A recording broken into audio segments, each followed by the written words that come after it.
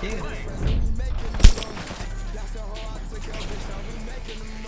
I am Steve.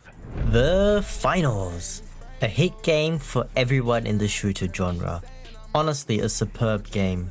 But how's it holding up in 2 years? I'm gonna be putting this video into 3 categories. Firstly, gameplay. Everything from movement to shooting. How is the game overall in its core? Game modes. How does each game mode differ from each other? And what makes me prefer the others? And just other nitpicks, basically just anything I found curious about the finals and what it actually differs from other games within its genre. So with that all out of the way, let's get right into it. Holy shit. When I play my main, medium weight, the game is fluid yet hefty, feeling like every shot matters. I've played with the other variants with the lighters or the heavier characters, but I think my main thing is just that each of them become classes so that every single ability is locked again when wanting to try a new character. So that's sort of my main thing that I dislike about it, but then you know it's a little bit of a different with each and every single weight. So I think it's more of like a double-edged sword, but it is a definitely fun time with any type of class that you do choose.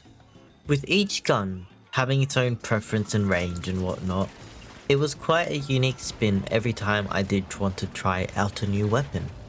It just gave that little bit of extra refresher when playing and dying over and over it was so dull. Another thing that I did enjoy that did mix in with the gameplay was actually the classes itself. Even though I did just sort of shit on it, but the overall just being able to create what you want, going into the equipments and actually picking out everything that is wanted instead of just having a base roster or a base sort of equipment line is quite nice.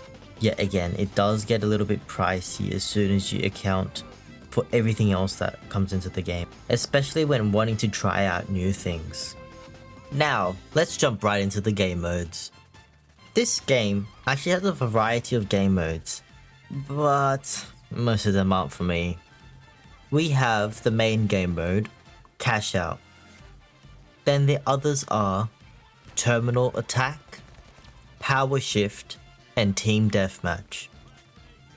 These game modes give me a slight slither of Black Ops game modes, whilst adding their own unique spins like the destruction in each and every single game mode. But sadly, I wasn't able to get too many matches with the other game modes other than Cash Out.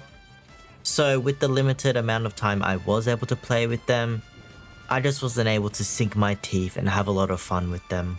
Another reason why I think Cash Out is the better game mode out of all of them is that you can actually play Cash Out in ranked tournaments.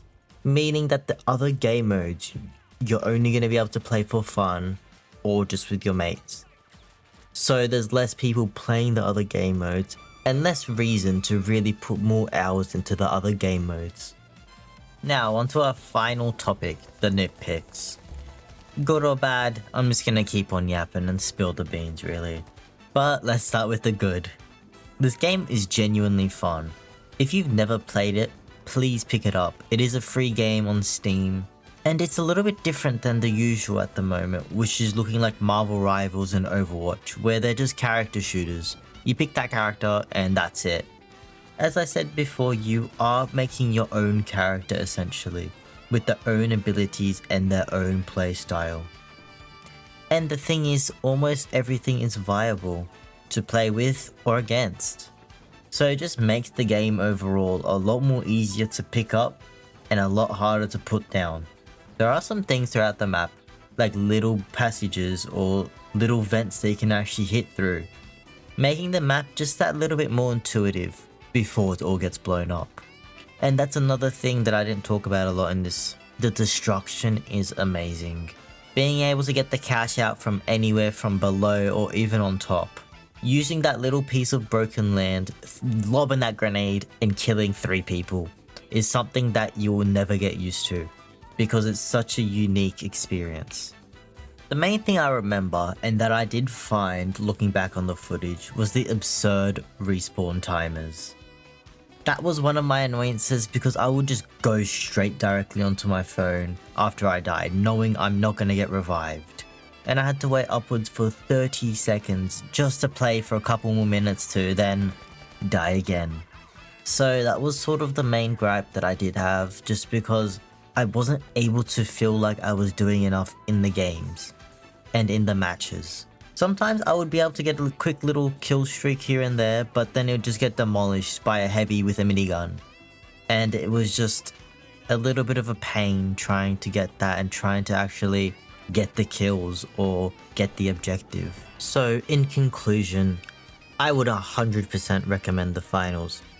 As a free game just to pick up for the weekend and to test out with some friends, or even to sweat in it a little bit, you know? Playing it instead of Valorant or Marvel Rivals, just to sink a couple of those juicy hours into it, to properly understand the spray of each gun, as it is quite similar to CSGO as every single gun has their own spray pattern. And to even understand which equipment synergizes best. So, I've give this 3 Emma Frost thigh crushers out of 5 punk squirrel girls. And with that, catch you later.